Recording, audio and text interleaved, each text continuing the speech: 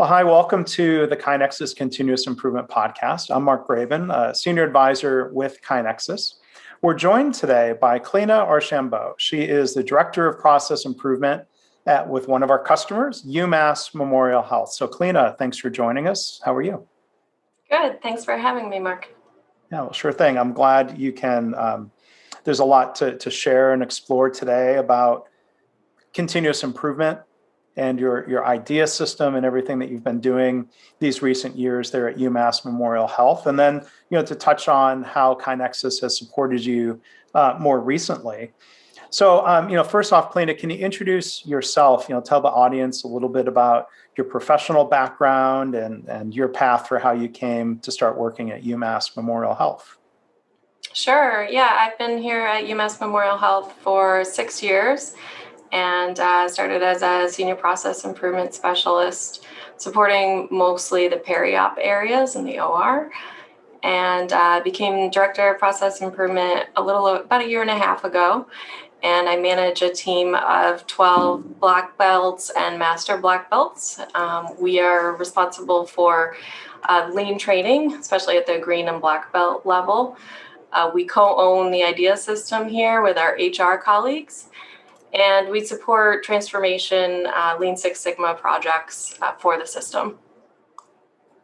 And prior to being here, I worked at the Veterans Health Administration in Boston. And earlier in my career, I was an industrial engineer at Intel.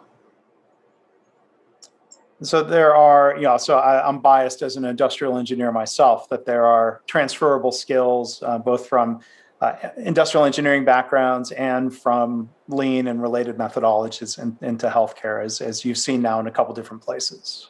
Yeah, for sure. Yeah, I always had an interest in medical. Started as a biomedical engineer in school, but worked my way into the industrial engineering department at Intel, and that's where I learned lean, and was thrilled to hear that I could transfer those skills to healthcare. Yeah, I mean, it's an important purpose and mission, and that was true even before all of the disruption and change and this year of the pandemic, this year plus. So yeah, it's great that you have the opportunity to contribute to that in different ways. There's a couple follow-up questions. When you talk about the belts, do you do that? Is that under a label of Lean Six Sigma, or what kind of terminology and I'm curious the boundaries of the belt training, because that varies from company to organization. Sure. Yeah, our UMass certification program for green belt, and it's a lean green belt and lean black belt program. Okay. Yeah. Okay. And then can you talk a little bit about when you talk about share a little more about co-owning the idea system with HR and the implications of that? Yeah. Yeah, we have great partners in our human resources department for lean training and idea system. We see that as there are big cultural enablers to help prepare our army of problem solvers here at UMass Memorial Health. So our HR colleagues kind of manage the white and yellow belt training, that acculturation training. White belt is part of our new caregiver orientation.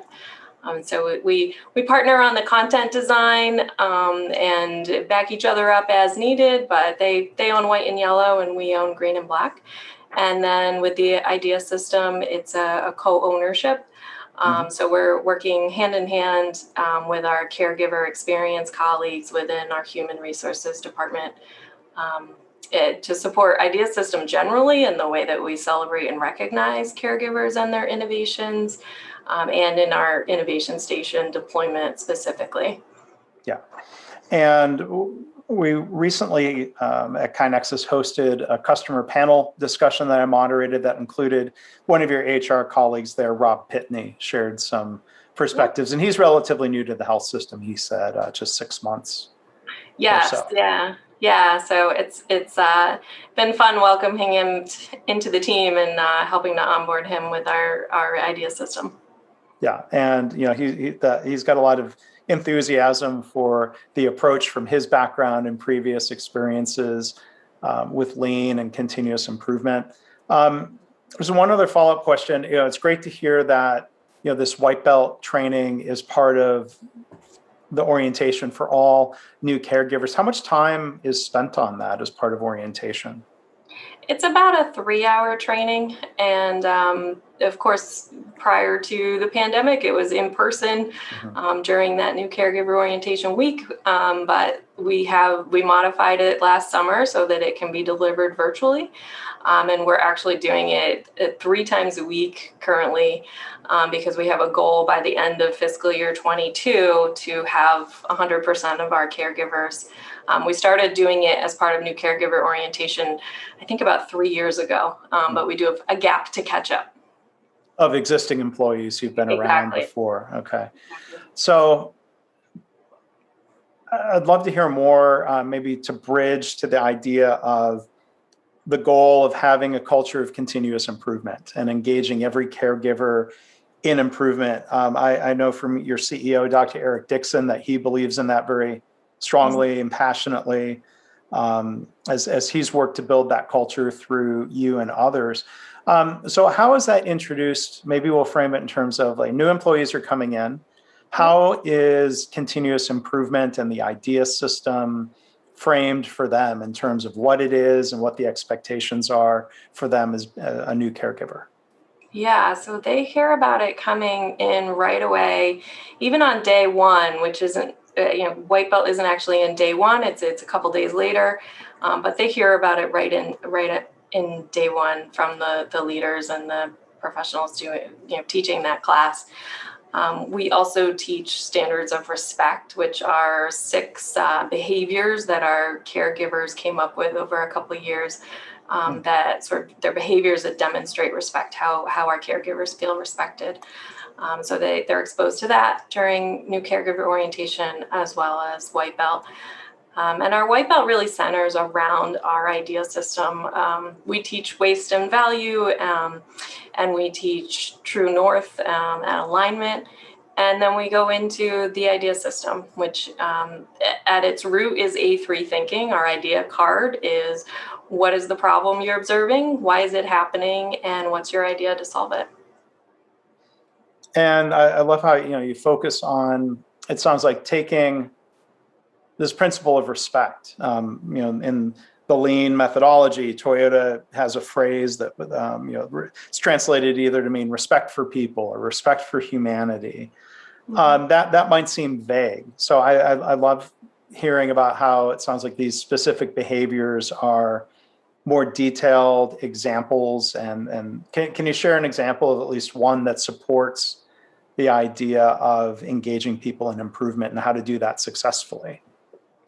Sure. Yeah. One is listen. So I think that's can be a really important manager behavior in people put ideas on the idea board, and even if the idea that they come up with isn't initially the right idea, the problem is real. And so listening to understand what is the problem, why is that happening, and even if the idea that's initially proposed isn't a good fit for whatever reason, how do they get to a yes there by understanding the problem? Yeah. So working to yes is, that's a key principle. You guys are really ahead of the curve there at UMass Memorial Health. But when other KaiNexus customers ask us for coaching and feedback, and we've got some videos online that talk about the behaviors of leaders, working toward yes is certainly one of those behaviors. On the topic of listening, you can think of like not being dismissive. I've seen this in other organizations, unfortunately, where someone says there's a problem and a leader says, well, no, that's not really a problem. Well, we have to listen. We have to respect that perspective. Yeah, exactly. Another is be a team player, which I think, our idea system isn't something that a manager needs to lead necessarily. Sometimes any champion who's on the team can be a leader in the idea system space, even if they don't have the formal authority. So enabling that teamwork behavior. Yeah. So when we think of small improvements, what are some examples that come to mind?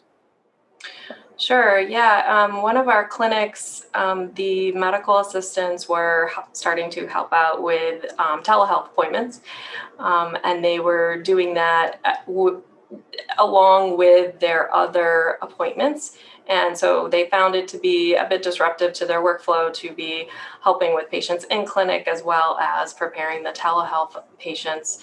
And so one of them proposed the idea to dedicate that workflow. And so they have a day that rotates when they are on point for the telehealth appointments. And so they proposed that idea to change the assignment workflow, and that was implemented. Another on our pediatric unit, they noticed that some parents who were at risk for some precaution, or breastfeeding parents who shouldn't maybe be in the cafeteria with the COVID risk, but they needed to eat. And so they had the idea and worked with food services to make box lunches available to those parents. And I think that example there especially typifies the focus on serving the customer. Mm-hmm.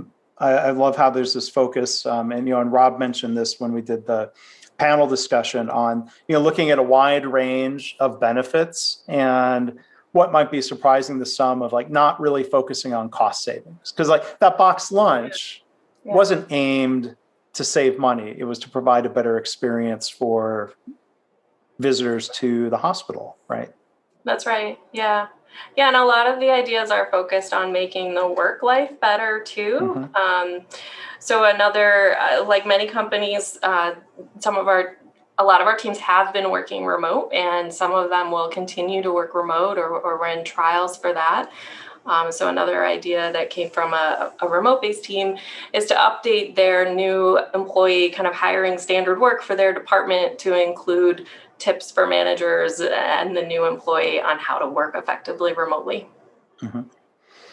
And these ideas are mainly evaluated within the team. I always like to try to compare and contrast. What you're describing as an idea system is not the type of thing where everything gets shot up the chain to an executive team. That decision making and the ability to try things out is kept for the most part at the local team level. Could you share some of the perspectives on why that is and how that's effective? Yeah, absolutely. Yeah, that's really important. And that's where we get the power of the 14,000 people who work here. We have some really great leaders here at UMass Memorial Health, but they can't do everything. So the army of problem solvers of 14,000 people. And it's pretty rare, really, that those ideas have to go up the chain.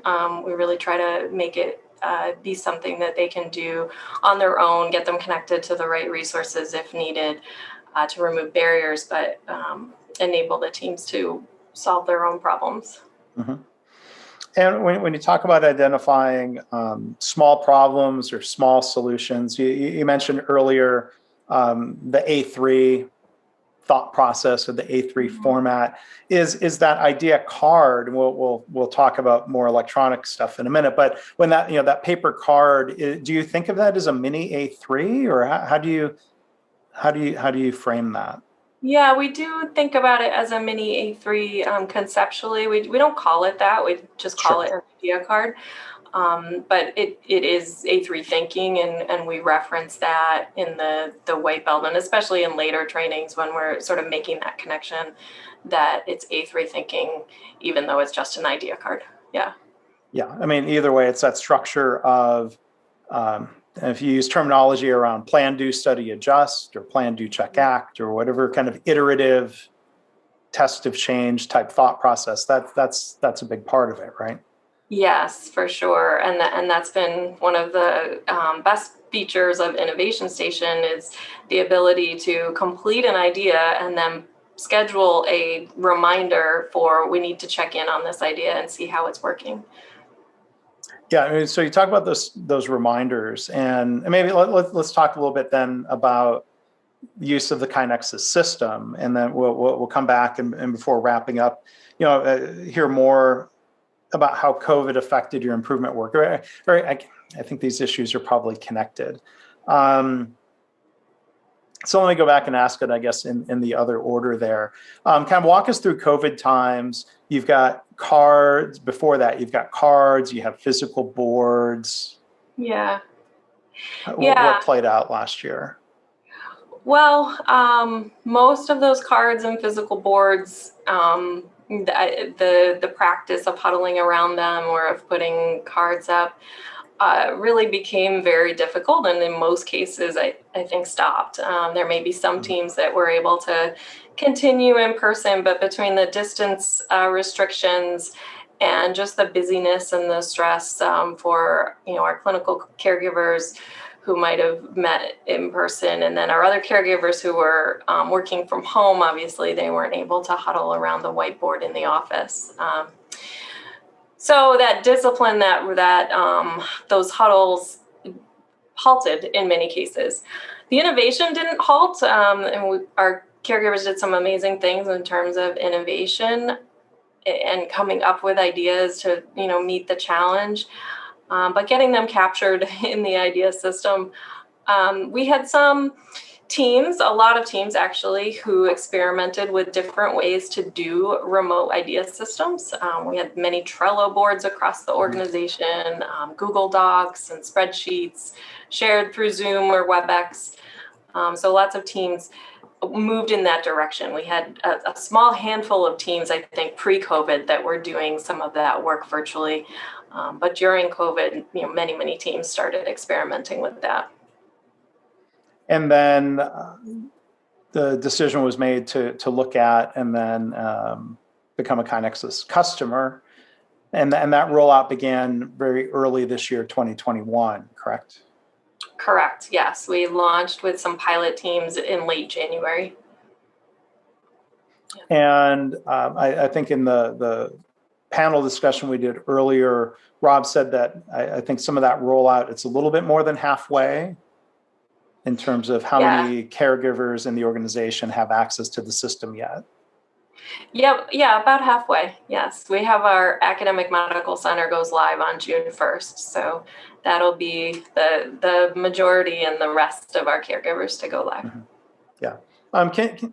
Can you share a little bit about some of the strategy for deciding where to start, how to progress as this spreads, as you spread it? Sure. Yeah. We decided pretty early on that we needed to do kind of a phased approach, a wave approach, in order to be able to work with the entity leaders and make sure they were prepared in order to set up the system with the right locations and permissions and all of that. And so we wanted to start also with our corporate parent groups that a lot of them were working at home because they were still working at home, of course, in February, and many still are today. And so it met a need for them. So we wanted to start there. And then we also it gave us a chance to learn as we go to our largest deployment on June 1st with the medical center. It gave us a chance to learn with some smaller groups and be prepared for that. And so we rolled out every 3 to 4 weeks to our next entity. Yeah. One other thing just to come back to, I love how you brought up the idea of automating the follow-up, the review of coming back and maybe kind of doing an extended study to see if there's a need for an adjust at some time frame. Our other customer who joined us on that panel is from a food products company, and they've been a customer for 18 months plus. And he talked about that same dynamic of how they use the software. That the past they would implement something and then it would be forgotten.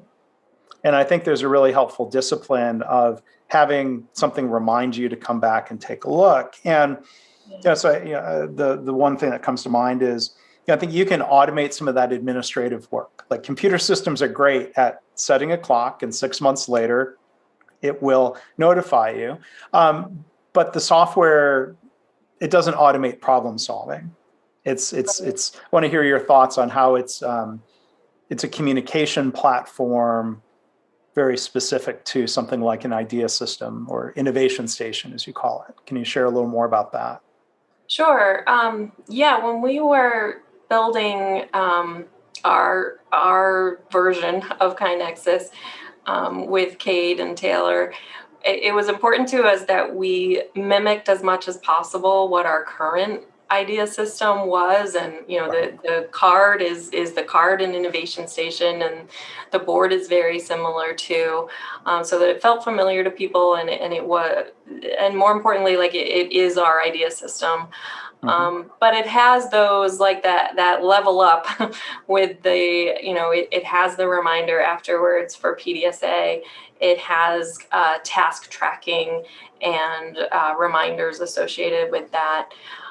It's transparent. So we made the decision for the system to be open to everybody. So any team anywhere in the organization can look at any other team's ideas. And we think that's really important for kind of motivating teams and sharing, as well as being able to recognize and spread ideas.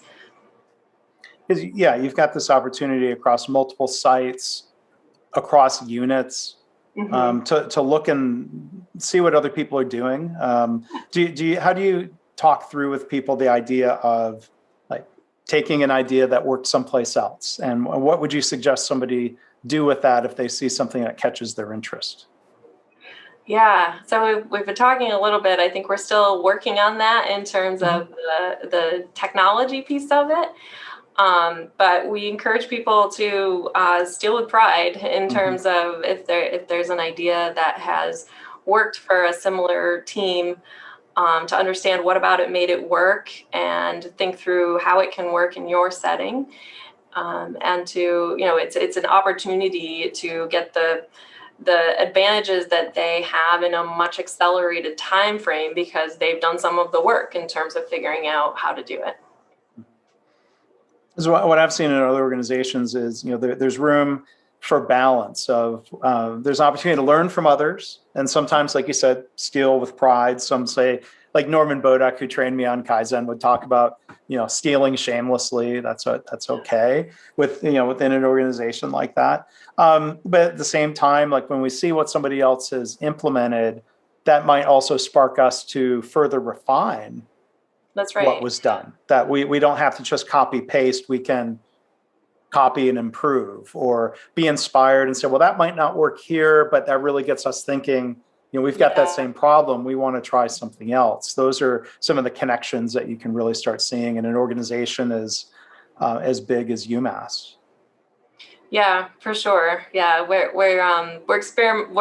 learning about the honor roll system in KaiNexus and thinking through how to turn that on and how to make sure that we're pulling those great ideas that can be shared.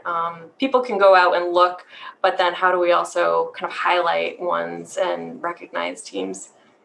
Yeah, so teaching people how to search the system and filter and find things that might be applicable. That is one of the things that I think that's clearly a benefit of an electronic system, giving that transparency, visibility, searchability, or even to do some things to kind of automate the sharing of ideas that match certain keywords or department names. Yeah. There's one, I guess, maybe final question. I know you're still relatively new as a customer, but what are your thoughts, or what have you done so far in terms of using KaiNexus to help tabulate statistics, everything from like the number of improvements, participation rates, time to completion, other measures? What are you thinking about or doing already in that regard? Yeah, so we have we do appreciate those benefits of KaiNexus, and we've built a couple reporting dashboards. We've always measured our ideas. Since 2014, we've implemented about 90,000 ideas at UMass Memorial Health. So certainly one of the activities that Rob actually is working on is putting all those historical ideas in there. We would want to be able to, in Innovation Station, see that odometer turn over to 100,000. So we got to get them all in before that happens. And so what we've built on our dashboards is the number of ideas by month. We can see it by entity and by area. We've got some of the metrics in there around engagement in the system, the percent of people who have logged on, who have used the system.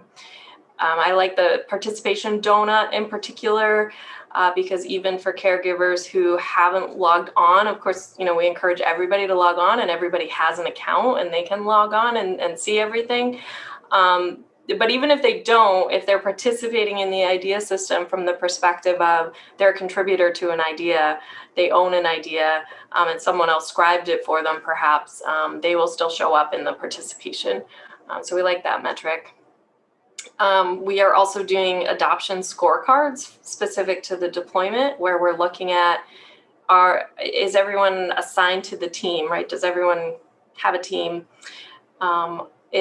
We have some features on the idea board that teams can customize. And so we look to see, did the team customize those sections, and has the team submitted at least their first idea?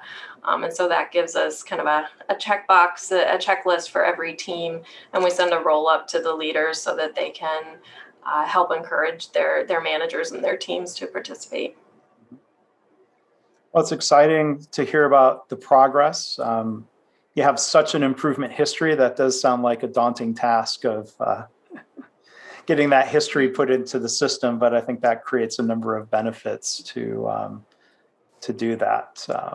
Yeah, that'll be worth that effort of that data entry. But Cliona, I really appreciate you sharing, both some of the kind of the broader perspective of continuous improvement at UMass Memorial Health, and some of the detail about how this works and how KaiNexus has become a part of that. I mean, is there any, I guess I'd like to turn it to you maybe as a final word, is there any other thought that you'd like to share as we wrap up? Is there something you wish I would have asked you about this work and the progress?